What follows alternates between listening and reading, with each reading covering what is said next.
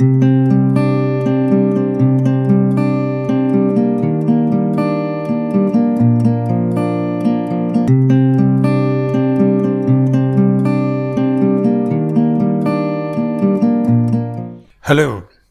welcome to Journey, episode 30. Life क्या है?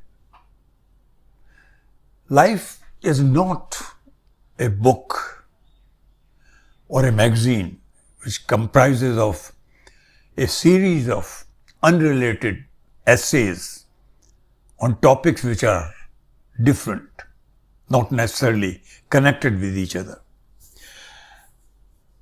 I think life is like a river of flowing water, जिसके अवयव एक दूसरे से जुड़े होते हैं, चाहे बहुत पहले हुए हों, चाहे कुछ वक्त पहले हुए हों, चाहे अब हो रहे हों या आगे होने वाले हों. एक किस्म का कंटिन्यूएशन है उनमें. Today I will talk about truth, such, or shall we say a series of truths which are all connected with each other like the flowing water in a river. Truth that also became the topic or the subject or the title of a film. My film. सच. जी, मैंने एक film बनाई थी जिसका title ही सच है. बड़ी अपने आप में दिलचस्प सी कहानी है उसकी. हालांकि फिल्म 1988 में शूटिंग हुई और 1990 में रिलीज हुई, पर उसका ताल्लुक पुरानी बातों से बहुत है. दरअसल उसका ताल्लुक मेरी पहली फर्स्ट फिल्म से भी है. 1978 में जब मैं लंदन में ही रहता था और मैं तय कर चुका था कि किसी तरह से मैं अपनी पहली फिल्म एक बार फिर बनाऊंगा अपने ही पैसे यहाँ वहाँ से जुटाकर, इस कोने से उस कोने से, तो उसके गाने रिकॉर्ड करने के लिए मैं बम्बई आया था. और क्योंकि मैं हीरोइन की कास्टिंग नहीं कर पाया था, हीरो का तो फिर भी मेरे दिमाग में कोई था, दरअसल कोई कास्टिंग नहीं कर पाया था, तो वो भी मैं तलाश कर रहा था एक तरह से गाने रिकॉर्ड करने के अलावा. हालांकि ये तमन्ना मेरी थी कि आर्टिस्ट अगर लंदन में ही मिल जाए तो काफ़ी पैसे बच जाएंगे. तो उस दरमियान किसी एक दुकान थी, एक कपड़े धोने की जो लॉन्ड्री होती है, वहाँ पे गया हुआ था. तो उसके मालिक ने बातों बातों में मुझसे पूछा कि मैं क्या करता हूँ. मैंने अपनी बात बताई कि मैं लंदन में रहता हूँ, ऐसे आया हुआ हूँ. तो उन्होंने एकदम कहा कि सर आप क्यों नहीं मिलते, हमारे एक दोस्त हैं फारूक शेख साहब, बहुत अच्छे एक्टर हैं. अरे मैंने कहा तो बहुत ही बिल्कुल मिलवाइए, मैं तो मिलना चाहूँगा उन्हें क्योंकि मेरे पास रोल है. तो फारूक को उन्होंने बताया और फारूक शेख मेरे पास मिलने आए. लेकिन फारूक शेख ने मेरी कहानी की तारीफ तो ज़रूर की, लेकिन खुद ही उन्होंने पहली मीटिंग में ये भी कह दिया कि वो शायद नहीं कर पाएंगे क्योंकि उन्हें यश चोपड़ा साहब ने एक फिल्म के लिए कॉन्ट्रैक्ट में साइन किया हुआ था, जो फिल्म थी नूरी, जो मनमोहन कृष्ण साहब ने डायरेक्ट की थी. और वो क्यों नहीं कर सकते थे, वो इसलिए क्योंकि मुझे फिल्म जल्दी बनानी थी अपनी फिल्म, और वो कॉन्ट्रैक्ट में बंधे हुए थे. तो फारूक साहब ने बात जब फिल्म कहानी की तो बोले किसको लेने वाले हैं लड़की के रोल में, लेडी के रोल में. तो मैंने कहा वो भी ढूंढ रहा हूँ. तो उन्होंने कहा कि मैं आपको कुछ सजेस्ट करता हूँ. मैं करिए. तो उन्होंने दो नाम मुझे सजेस्ट किए, एक स्मिता पाटिल और एक दीप्ति नवल. पहले मैं स्मिता से मिलने गया उनके घर पे. स्मिता मिली, थोड़ी रिजर्व लगी, और कहानी जब मैंने बताई और मैंने जब ख़ास तौर पर ये कहा कि मैं चाहूँगा कि हम एक रीडिंग करें एक तरह की रोल को समझने के लिए, तो would you mind doing a reading.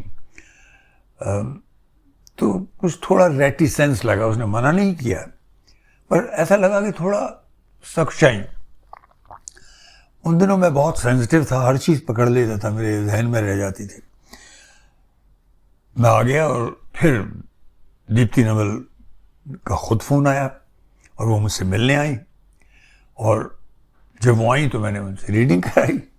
मैंने कहा करेंगी कि अभी आप रीडिंग, वो एकदम तैयार हो गई और रीडिंग इतनी अच्छी होती जा रही थी कि मैंने सोचा था कोई आधा घंटा रीडिंग करेंगे काफ़ी होगी, पर वो इतना अच्छा कर रही थी हर सीन को कि मैं करता ही चला गया और करीब 4 घंटे की रीडिंग हमने कर डाली। इतनी अच्छी तरह से बात होती चली गई कि दीप्ति नवल जी को मैंने साइन कर लिया और जैसा कि सब लोग जानते हैं उन्होंने बहुत ही बढ़िया काम किया, मन खुश हो गया उससे।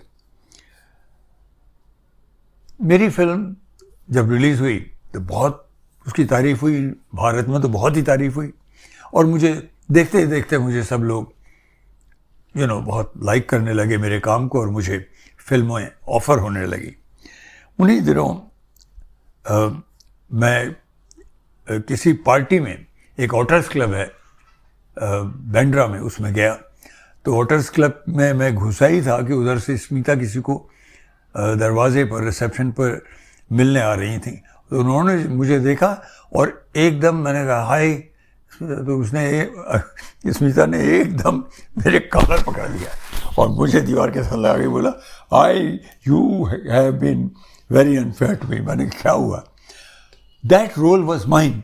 एक बार फिर कहा यू नेवर केम बैक।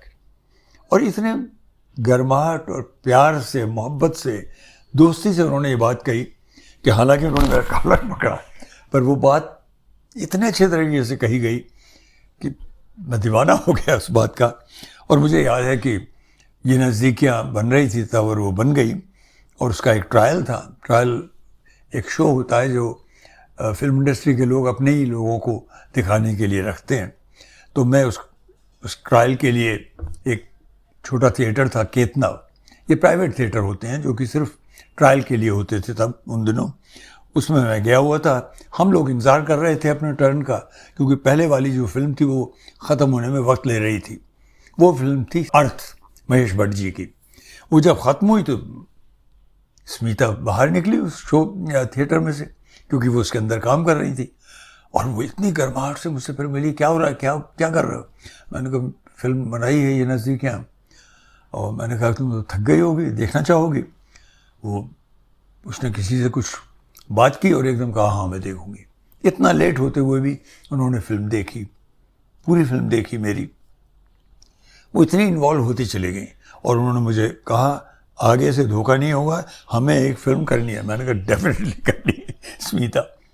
और इसका मौका फिर आया। 1986 में इंडस्ट्री की एक बहुत बड़ी स्ट्राइक हुई। उस स्ट्राइक में बहुत से हम लोग बहुत नज़दीक आए।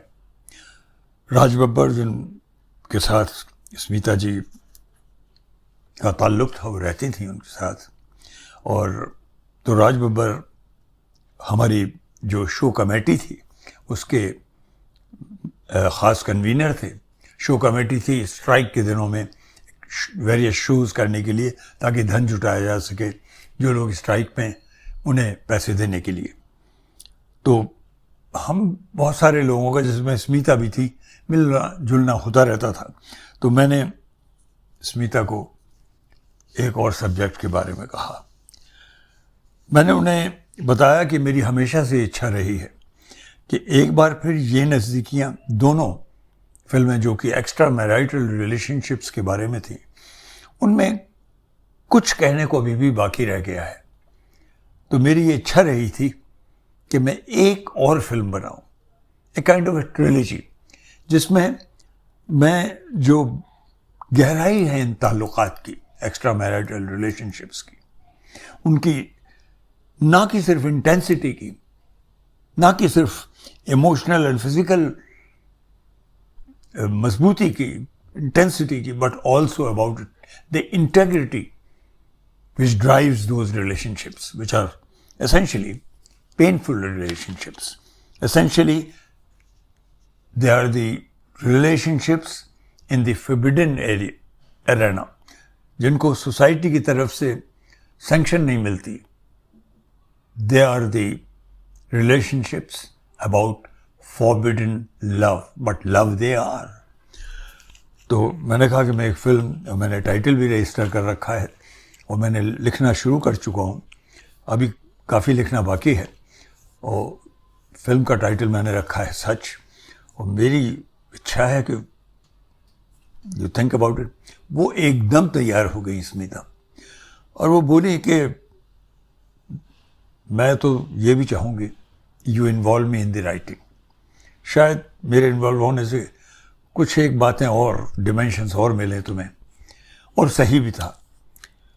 उस वक्त स्मिता एग्जैक्टली उसी टाइप की रिलेशनशिप में थी, एक और ऐसे पुरुष के साथ जिसका पहले से परिवार था। मुझे ये बात बहुत अच्छी लगी और ये बहुत उत्साहित करने वाली बात लगी।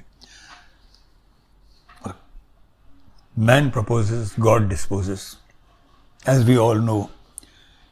86 की स्ट्राइक में जब पहला होप 86 शो हुआ, उसी शो की रात, शो खत्म होने के बाद ही जब हम लोग स्टेज के पीछे बैठे थे, ये संदेश हमें मिला कि वो बहुत बीमार हैं और उन्हें हॉस्पिटल ले जाया गया है और बहुत ही चिंतित अवस्था है। हम सब शो कमेटी वाले लोग वहाँ गए, घंटों बैठे रहे प्रार्थना करने में। अमजद खान, मुझे याद है, फर्श पर ही इस तरह से the great Pathan set in prayers for Smita's life, पर वो हमें छोड़कर चली गई। She just went, we lost her. सब लोग टूटे हुए से थे। बात फिर आई गई हो गई। पर कुछ साल बाद मुझे फिर किसी चीज़ ने कुरेदा। तब मेरे पास धन भी नहीं था। स्मिता अगर मेरे साथ आती तो शायद मुझे फाइनेंस भी मिल जाता, क्योंकि बहुत बड़ी स्टार थी वो। अब मुझे कोई मिलने वाला नहीं था। काफ़ी दिन से मैंने कोई फिल्म भी नहीं बनाई थी, पर मैंने स्क्रिप्ट लिखनी शुरू कर दी, बल्कि कंप्लीट कर ली। उसमें एक आखिर में एक सीक्वेंस मुझे लानी थी जिसमें कहीं स्मिता का भी संकेत था कि काश इन संबंधों में one could declare in the open court that I am in love. ये बात स्मिता ने एक कैजुअल तरीके से कही थी, पर मेरे अंदर घर कर गई थी। तो मुझे घूम फिर के मैंने तय किया था, मुझे फिल्म को कंक्लूड करना है कोर्ट रूम में, और कोर्ट रूम में कोई भाषणबाजी नहीं करना है, लेकिन जो मेन प्रोटैगनिस्ट है, the girl, and I wanted the woman, the married woman, to come and stand in the court, in the docks, and make this confession that she was in love. तो वो घूम फिर के मैंने एक scene की संरचना की, बनाया स्क्रीन प्ले में, लेकिन उसमें कुछ गहरी बातें थी, उन्हें समझना ज़रूरी था। कुछ तत्व थे, कुछ जिनमें लीगल बातें भी आती हैं। तो मैं मिलने गया एक यंग लॉयर से, जो कि बहुत ही होनहार उठते हुए लॉयर थे, और मेरा उनसे परिचय और संपर्क, करीबी संपर्क हुआ था वीपी सिंह साहब के साथ।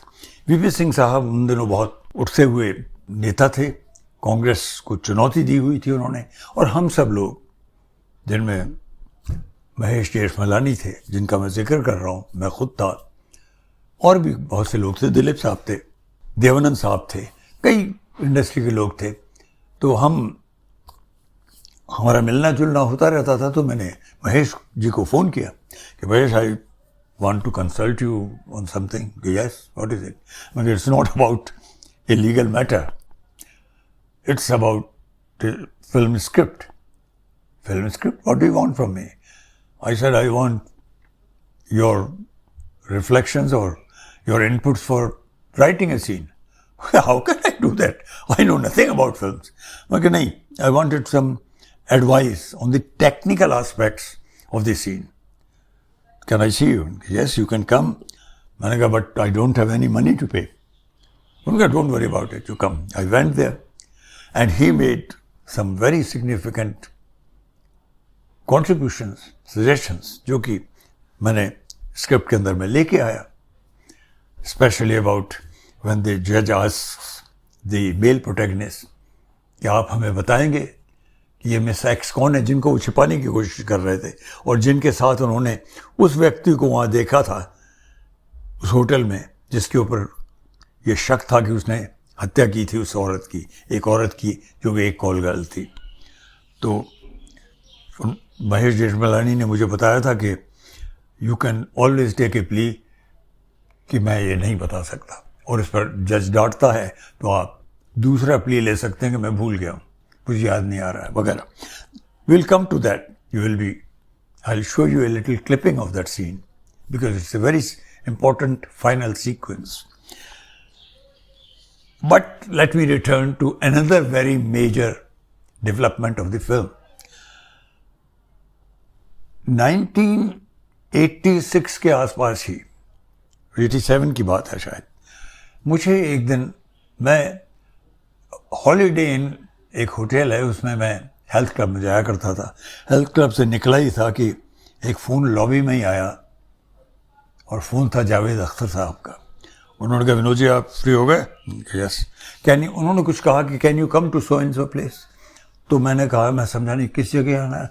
मुझे लगा उन्होंने मुझे सागर साहब के आने के लिए कहा, तो मेरी टोन से शायद उन्हें लगा होगा यार मैं खुद ही ले आता हूँ इसको। तो उन्होंने कहा आप वहीं ठहरिए मैं आता हूँ।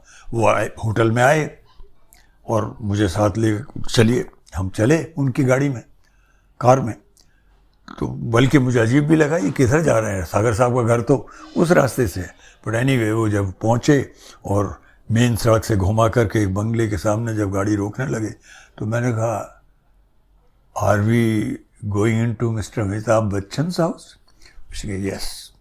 जावेद साहब बोले yes mister Amitabh Bachchan wants to meet you. अब मैं बड़ा सख्ते से मैं आ गया।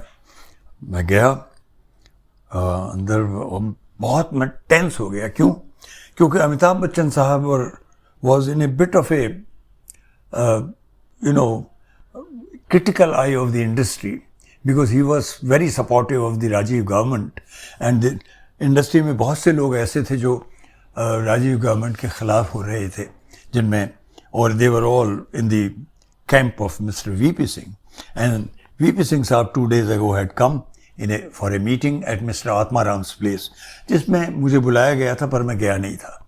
तो मुझे लगा कि मुझे शायद इसलिए बुलाया जा रहा है to know what happened in that meeting at Atmaram ji's house when VP Singh ji was there. And they didn't know that I was not there.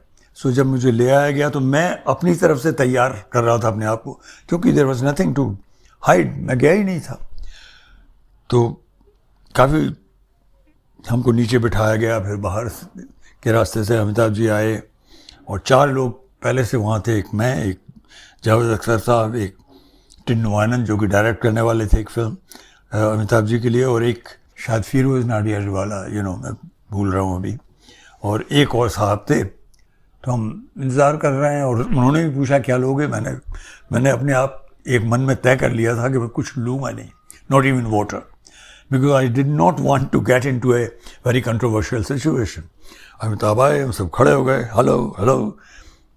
फिर कोई बैठ नहीं रहा था पर मैं बैठने लगा। जब कोई नहीं बैठ, बड़ा ड्रामेटिक सा सीन था, मैं बैठ गया, वो देखा वो लोग फिर खड़े हुए हैं, क्योंकि अमिताभ खड़े हुए हैं, मैं फिर खड़ा हो गया। तो अमिताभ बोले नहीं बैठ जाओ। तो मैं फिर बैठा और वो लोग भी तब बैठे जब अमिताभ जी बैठे, सब बैठ गए। कैसे हो वगैरह, मैंने कहा ठीक हूँ। ये सब फैमिली कहाँ है, कैसी है फैमिली, ये सब बातें हुई। फिर वो मुद्दे पे आए। उन्होंने कहा विनोद, अब मैं बड़ा टेंस हूँ, मैं समझा कि मुझसे उस मीटिंग के बारे में पूछा जाएगा। और अमिताभ जी ने कहा कि विनोद हमें आपसे एक टाइटल चाहिए फिल्म का। तपाक से मेरे मुंह से एकदम निकला, oh God, I hope you are not asking about such. हाँ विनोद, हम सच ही की बात कर रहे हैं। मैं एकदम जावेद साहब की तरफ मुखातिब हुआ, क्योंकि जावेद भाई काश आपने मुझसे कह दिया होता कि मैं इसमें बहुत एडवांस हो चुका हूँ, ये देखिए, क्योंकि मैं चिंतित हो गया एकदम। मैंने कहा कि मैं बहुत काम कर चुका हूँ। मैं जबकि तब तक मैं अमिताभ को उन्हीं के घर में अमित कह के बात कर रहा था, अब मेरे मुंह से सर वगैरह निकलने लगा, मैं बड़ा डिफेंसिव हो गया अपने बारे में। तो मैंने कहा कि मैं बहुत काम कर चुका हूँ, ये सब वो। तो और मैं तो बहुत छोटी सी फिल्म बनाना चाहता हूँ, क्लोज टू माई हार्ट। तो अमिताभ बोले, विनोद हम भी बहुत छोटी फिल्म बनाना चाहते हैं, क्लोज टू आवर हार्ट। मैंने कहा you will have to give me time to think about it. And Amit made a comment here, which I think was slightly out of turn. And he said, सोच लो इसमें वरना क्या है वो line क्या है। उन्होंने टिन्नू की तरफ देखा और टिन्नू ने कहा, make a proposal you can not refuse. And Amit झेंपते हुए से बोले, otherwise you will have to make a proposal that you can't refuse. मैंने कहा, मैंने ऐसा कर दिया जैसे कि मैं समझा नहीं, पर मैंने कहा कि मुझे कम से कम थोड़ा वक्त दे दीजिए। कितना वक्त चाहिए? मैंने कहा कम से कम 1 दिन का वक्त तो दे दो। उनके ठीक है विनोद। जब मैंने वक्त मांगा तो उनका, भाई कितना वक्त चाहिए, इतना वक्त मत मांग लेना क्योंकि हमारी फिल्म कभी पूरी हो जाए। उनकी शूटिंग शुरू हो चुकी थी। मैं कम से कम गिव मी 1 डेज टाइम। उनका ठीक है 1 दिन में बता दीजिए। बात खत्म हो गई, हम खड़े हो गए। उन्होंने फिर पूछा चाय वगैरह के लिए, मैंने डिक्लाइन किया nicely. But now Amit ji was very relaxed और वो दरवाजे तक आए मुझे छोड़ने और जावेद साहब मेरे साथ आने लगे। मैंने कहा नहीं जावेद साहब छोड़िए ना, मैं चला जाऊँगा। नहीं विनोद जी मैं लेके जाऊँगा। अब उनकी कार में मैं वापस आ रहा हूँ। रास्ते में मैंने अचानक उनसे कहा कि जावेद साहब आप अभी फ़ोन कीजिए महेश देशमलानी को, आप पूछिए उनसे कि मैंने एक सीन के बारे में डिस्कस किया है या नहीं। मेरी स्क्रिप्ट पूरी हो चुकी है जावेद साहब, मैं ऐसे नहीं बात कर रहा हूँ। नहीं विनोद जी ये बात नहीं है, we know that you are a serious film maker, आप ऐसे ही थोड़ी टाइटल लेके रख लेंगे। क्यों? क्योंकि बहुत से लोग टाइटल्स ऐसे ही रजिस्टर कर लेते थे और बाद में उसमें सौदेबाजी करते थे, कुछ पैसे कमाते थे। तो जावेद साहब ने मुझे फिर से ले जाकर हॉलीडे इन के बाहर छोड़ा क्योंकि मेरी गाड़ी वहीं थी।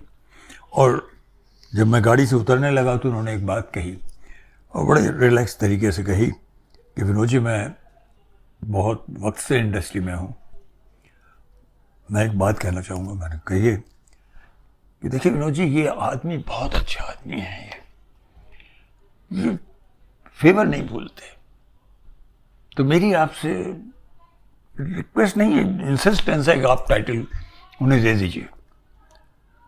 मैं भी कुछ लाइट मूड में हो गया था तो मैंने कहा जावेद साहब मैं भी एक बात कहूँ। कहिए। मैंने देखिए जावेद साहब टाइटल मेरे ऊपर किसी तरह की जिम्मेदारी या किसी तरह की बॉन्डिंग का हक अगर है तो वो आपको है, क्योंकि आपके साथ हम लोग कई दफ़े खाना खा चुके हैं, शबाना जी के यहाँ ड्रिंक्स कर चुके हैं। तो अगर मैं इस टाइटल को देने के लिए सोचूंगा तो वो तो सिर्फ आपकी वजह से होगा सर। He appreciated that. मैं चला आया। अब मैं बहुत डिस्टर्ब हो गया, क्या करूं। उन दिनों मेरी फिल्म एक नया रिश्ता की मिक्सिंग चल रही थी। खय्याम साहब जो कि म्यूजिक डायरेक्टर थे वो हर रोज़ मेरे साथ स्टूडियो में जाते थे जहाँ मिक्सिंग चल रही होती थी। ये काम उनका नहीं था पर वो इतने इन्वॉल्व थे कि वो ज़रूर आते थे। मैं उन्हें पिकअप करता था 9 बजे के करीब, 8:45 बजे के करीब, और हम ड्राइव करके BR स्टूडियो में जाया करते थे।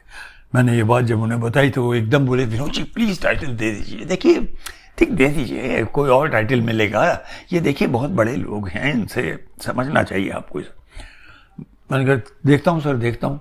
जब हम वहाँ पहुँचे तो वहाँ पर जो चतुर्वेदी जो रिकॉर्डिस्ट थे वो बड़े अच्छे इंसान थे, मुझे बहुत लाइक करते थे। मुझे मेरी जो अपनी जद्दोजहद की स्पिरिट थी उसको बहुत उत्साहित करते थे मुझे। उन्हें जब ये बात बताई गई तो वो एकदम साफ तौर पे बोले नो, आप नहीं देंगे टाइटल किसी को, ये बड़े लोग ऐसी टाइटल ले लेना चाहते हैं, आप ईमानदारी से लगे हुए हैं। एनीवे मैंने, बड़ी इंटरेस्टिंग है इसलिए बता रहा हूँ ये बात, मैंने अपने आदमी को फ़ोन किया कि तुम यहाँ पर 4 बजे आओगे, मैं तुम्हें एक डिक्टेशन दूंगा, वो तुम ले जा करके घर पे ऑफिस में टाइप करोगे और फिर वो टाइप लेटर लेके आओगे, उसे मैं साइन करूँगा और 5 या 6 बजे थे जो, उतने बजे तक जाकर ये अमिताभ बच्चन साहब के घर पर ये लेटर दे दोगे। क्योंकि उन्होंने कहा था 24 आवर्स, तो मैंने I made sure that 24 hours के अंदर ही मैं वो लेटर उन्हें पहुंचा दूं। मैं समझता हूँ अच्छा लेटर लिखा था, और मैंने उसको कोई सजावट, कोई डेफरेंस की नहीं की थी। मैंने सीधा डियर अमित करके शुरू किया था और कहा था, I was really touch with your love, your warmth, and I could see how sincerely you wanted the title such. I also have needed this title very badly. It is an integral part of my story. But you are such a senior actor. I think the best course is that if you allow me to narrate my subject to you, I leave it with you to decide whether I should keep this title or not. वो letter पहुंचा दिया गया। इस letter को पहुंचाने से पहले phone पर मेरी विजय आनंद साहब से भी बात हुई थी, जिनके मैं बहुत क्लोज था, गोल्डी साहब। तो गोल्डी साहब तो एकदम ये बोले थे, अरे दे दे टाइटल पर, उनसे कहो कि वो why doesn't he work in the film. मुझे बात ज़रा ठीक नहीं लगी, ये सौदेबाजी लगी, तो मैंने नहीं किया। ये लेटर भेज दिया गया। मुझे दिल में थोड़ा ये भी लगा कि अमित जी चाहते तो बहुत आसानी से इसको मुझे एक तरह से गिरफ्तार कर लेते अपने इमोशन में, अगर वो एक चीज़ करते।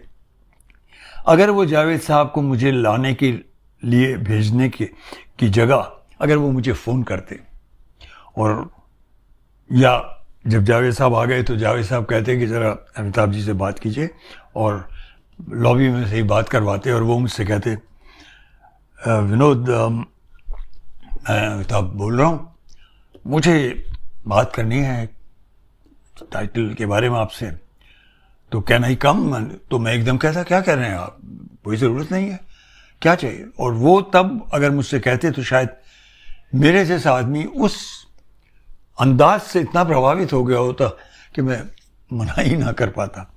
पर यथार्थ यह है कि मैं टाइटल देने के लिए मैंने एक अच्छी चिट्ठी लिखी, जिसमें डिसीजन उन्हीं पर छोड़ दिया, और उन्होंने फिर मुझे कांटेक्ट नहीं किया। दूसरी चीज़ जो मुझे आज तक कचोटती है कि उन्होंने कुछ थोड़ा सा सतर्कता नहीं बरती।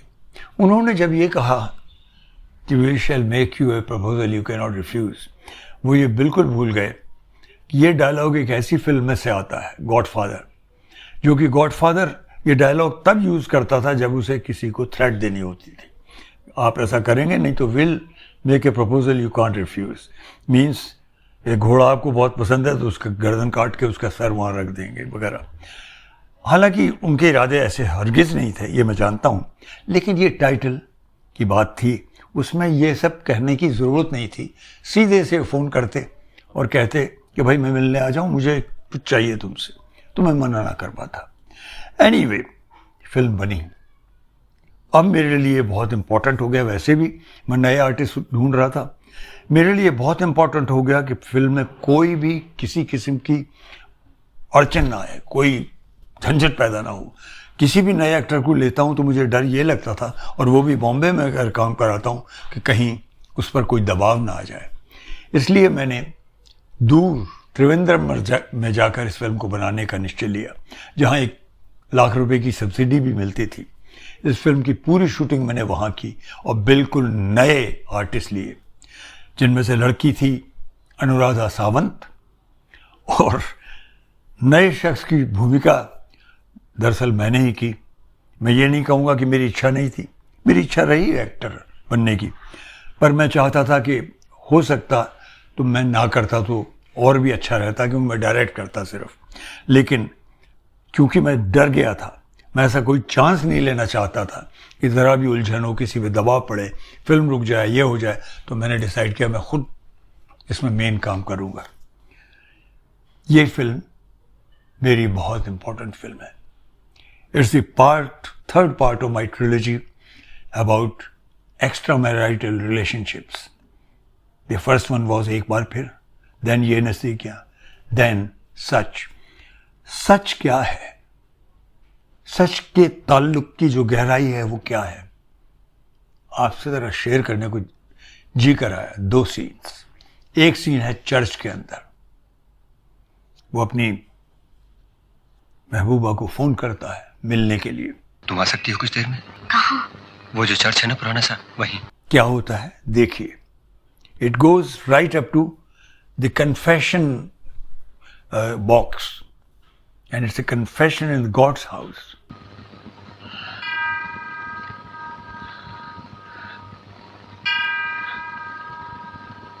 मैं सोचता हूँ मुझे रिजाइन कर देना चाहिए.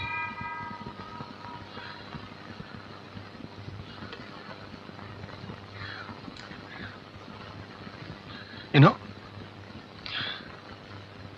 मैं जब अपनी कुर्सी पे जाके बैठता हूँ मुझे लगता है मैं जैसे चोरी कर रहा हूँ. अपनी ड्रॉर में से कोई कागज निकालता हूँ तो लगता है जैसे मालिकों की तिजोरी में से कुछ निकाल रहा हूँ.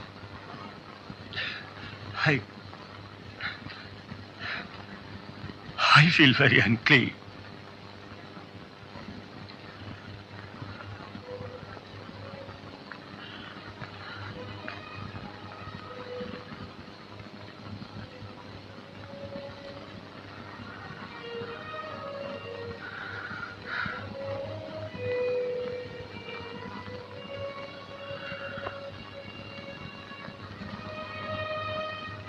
अगर मैं सिर्फ मैं ये बयान दूं कि उस रोज उस वक्त अपनी किसी दोस्त के साथ वहां था जब उस औरत का कत्ल हुआ तो. पर तुम अकेले क्यों? मैं भी क्यों नहीं? No, you can't, you mustn't. But why? तुम जानती हो कि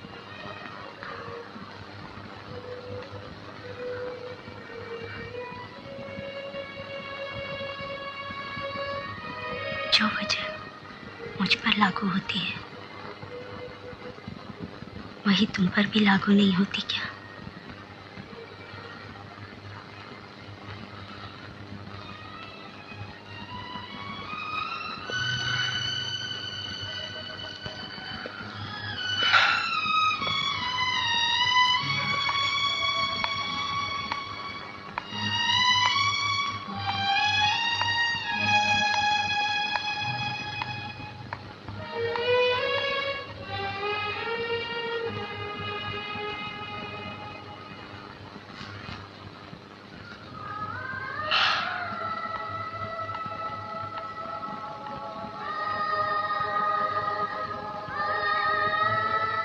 You know, darling, तुमने क्या कहा था पिछली बार?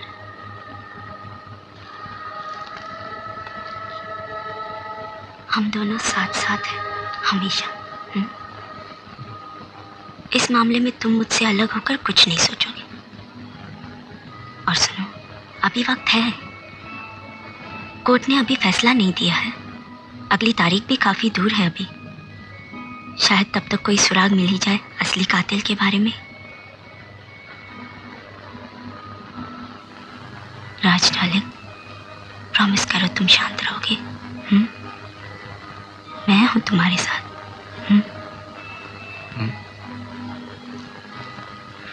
चलिए अब.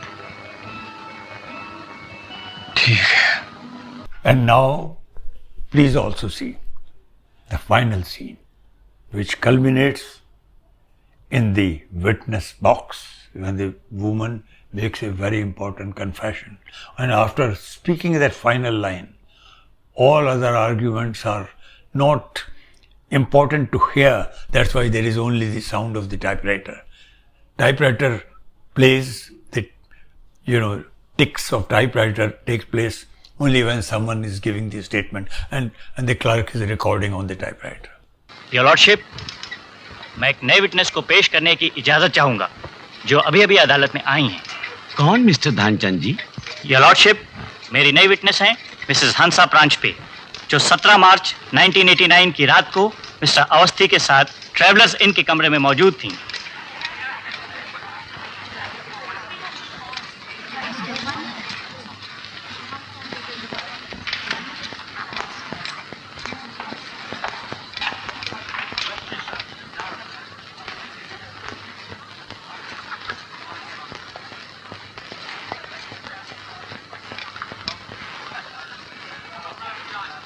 तुमने कहा था ना, हम दोनों साथ साथ हैं हमेशा. Mrs Paranjpe, Will you please come to the witness box? मैं जो कहूंगी सच कहूंगी, सच के अलावा कुछ नहीं कहूंगी। आपका पूरा नाम? मिसेस हंसा परांजपे। आपके पति का नाम? मिस्टर सुनील परांजपे। आप मिस्टर राज अवस्थी को जानती हैं? जी हाँ। मिसेस परांजपे, मिस्टर राज अवस्थी से आपके क्या संबंध हैं? हम एक दूसरे से प्रेम करते हैं।